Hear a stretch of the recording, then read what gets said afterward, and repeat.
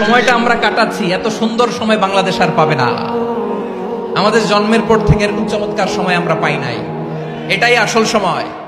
আমরা এন্টারিম গভর্নমেন্টের কাছে দাবি জানাই, উচ্চতর তদন্ত কমিটি করে এটা কি হত্যাকাণ্ড ছিল নাকি স্বাভাবিক মৃত্যু ছিল, এই রিপোর্ট গণমানুষের কাছে প্রচার করে জানাতে হবে।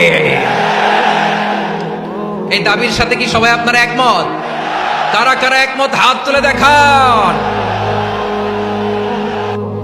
শরীরটা লিটারালি কাঁপছিল, নিজেকে মানাতে পারছিলাম না, বিশ্বাস করতে পারছিলাম যে আসলে আল্লামা বিদায় নিয়েছেন। ইন দ্য মিন টাইম আমার সেকেন্ড ফ্লাইট দোহা টু নিউ ইয়র্ক, 12 ঘন্টার ফ্লাইটে উঠলাম, ইন্টারনেট থেকে বিচ্ছিন্ন হলাম। নামার পরে শুনলাম আল্লাহু আকবার, যেখানে ওনাকে কবরস্থ করার কথা ছিল সেখানেও কবর দিতে দেয়া হয় নাই। ছবিগুলো দেখতে লাগলাম, হাসিমাখা মুখ, হাসিমাখা নিথর দেহটা।